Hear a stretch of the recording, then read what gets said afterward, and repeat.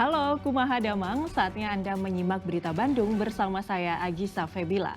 Sejumlah berita menarik akan kami sajikan untuk Anda. Berikut 3 berita utama hari ini. Tangan tersedot di lubang saluran air. Bocah 6 tahun tewas tenggelam di objek wisata air Garut. Kritik banyaknya sampah di kota Tasikmalaya. Komunitas Cermin serahkan karangan bunga dari sampah kepada wali kota. Makam pelangi di desa Sukasenang Garut berbenah menyambut bulan Ramadan.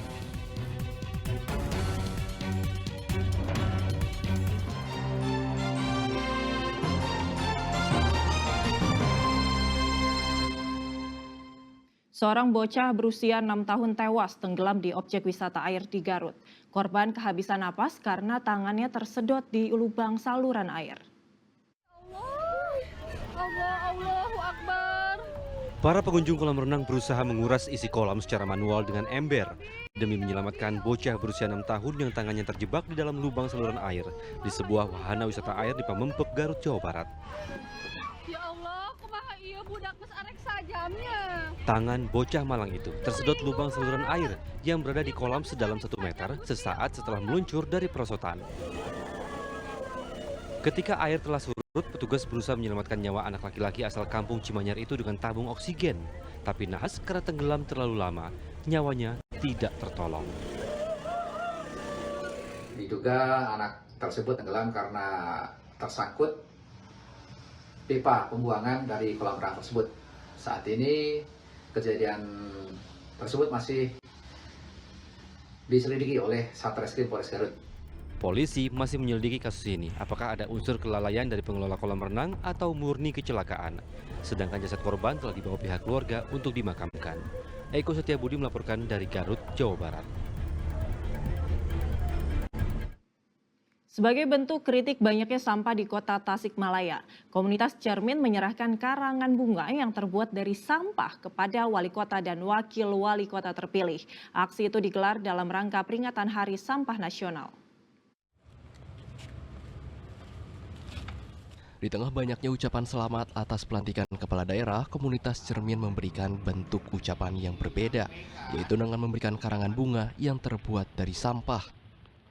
Dalam aksi teatrikal yang digelar di kantor Balai Kota Tasikmalaya, anggota komunitas melakukan tarian di atas motor sampah dan beraksi sambil bermandikan sampah. Aksi ini merupakan bentuk kritik masyarakat terhadap banyaknya sampah di kota Tasikmalaya. Aksi berakhir setelah wakil wali kota menerima pemberian cindera mata yang terbuat dari sampah dan ikut membersihkan sampah yang berjatuhan di lantai. 21 Februari itu Hari Peduli Sampah Nasional, dan di kota Tasikmalaya persoalan sampah tidak selesai-selesai. Dan sekarang wali kota yang baru dan wakil wali kota yang baru ini harus bisa menyelesaikan sampah. Apa artinya wali kota dan wakil kota baru kalau tidak menyelesaikan sampah? Itu yang pertama. Yang kedua, persoalan-persoalan lain di kota Tasikmalaya itu sudah seperti sampah, membludak penuh. Persoalan korupsi, persoalan kemiskinan, persoalan narkoba, persoalan LGBT, dan yang lain-lainnya itu sangat menumpuk. Maka wali kota dan wakil wali kota sekarang harus menyelesaikan. Sekali lagi, kalau tidak menyelesaikan persoalan-persoalan ini, tidak ada wali kota sebetulnya kota Tasikmalaya. Pemerintah kota menyambut aksi teatrikal yang dilakukan komunitas Cermin. Wakil wali kota terpilih menilai hal ini sebagai pengingat bagi Pemkot untuk mengatasi masalah sampah. Jadi sangat butuh diingatkan seperti ini. Kami tidak mau terlalu anti kritik, kami tidak mau mengantikan kritik, karena walaupun bagaimana kami nggak sempurna, kami butuh panggeing atau istilahnya bahasa Indonesianya pengingat ya. Pengingat ya, alhamdulillah terima kasih atas masukan-masukannya. Poin-poin yang didapatkan luar biasa, bahwa kita harus sama-sama sadar bahwa kebanyakan bencana terjadi gara bencana alam atau bencana sampah, bencana banjir. Kebanyakan ini diakibatkan karena bencana akhlak. Selain memberikan karangan bunga, masa aksi juga memberikan bibit tanaman kepada pemerintah kota. Pemberian bibit tanaman ini bertujuan agar penanaman pohon di Tasikmalaya terus digencarkan untuk mencegah terjadinya bencana alam. Eko Setiabudi melaporkan dari Tasikmalaya. Aliansi mahasiswa di Kota Cirebon gelar unjuk rasa di kantor DPRD. Masa protes akan kebijakan pemerintahan Prabowo Gibran. Salah satunya mendesak pembatalan Badan Pengelola Investasi Danantara karena dinilai berpotensi jadi ladang korupsi. Maka daripada itu ayo bareng-bareng kita berdiri. Masa dari aliansi mahasiswa ini berunjuk rasa di kantor DPRD Kota Cirebon Senin kemarin. Mereka memprotes kinerja pemerintah Prabowo Gibran yang dinilai kian gelap.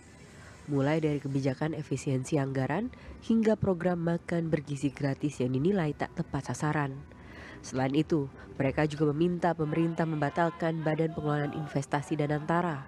Mereka menilai Danantara berpotensi jadi ladang korupsi dan nepotisme. Sebelum disahkannya Danantara, kami melihat banyak indikasi yang kemudian nanti Danantara kalaupun nanti sudah disahkan akan berpeluang ataupun berpotensi besar menjadi sarang mega korupsi.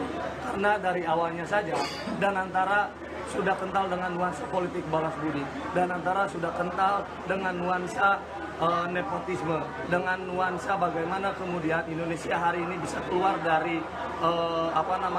kondisi ekonomi, akan tetapi kita melihat pemerintah sedang bermain judi ketika Danantara itu disahkan. Unjuk rasa ditutup dengan pertemuan antara perwakilan mahasiswa dan anggota dewan. Dalam pertemuan itu, mahasiswa meminta para wakil rakyat untuk menandatangani tuntutan mereka sebagai bentuk komitmen agar badan legislatif itu menjalankan fungsinya sebagai pengawas pemerintah.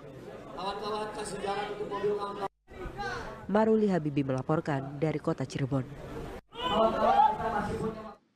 Hujan deras mengakibatkan tebing setinggi 30 meter di Garut longsor dan menimpa rumah warga. Akibat kejadian itu pemilik rumah meninggal tertimpa reruntuhan. Info terbaru di daerah Bungbulang, longsor. Hujan deras yang mengguyur wilayah Garut, Jawa Barat mengakibatkan tebing setinggi 30 meter longsor menimpa rumah warga di Kampung Bekong, Desa Bojong, Kecamatan Bungbulang, Minggu malam. Material tanah bercampur batu menimpa sebuah rumah dan bengkel milik warga. Akibat peristiwa ini, 2 orang pemilik rumah yang merupakan suami istri sempat tertimbun reruntuhan.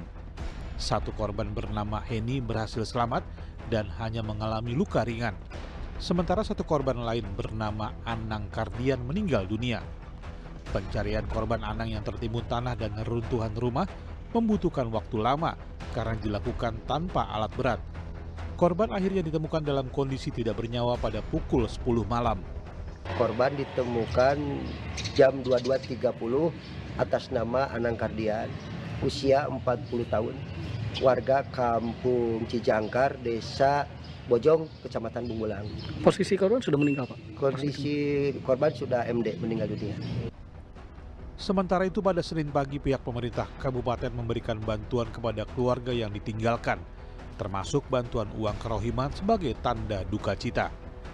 Eko Setiabudi melaporkan dari Garut, Jawa Barat.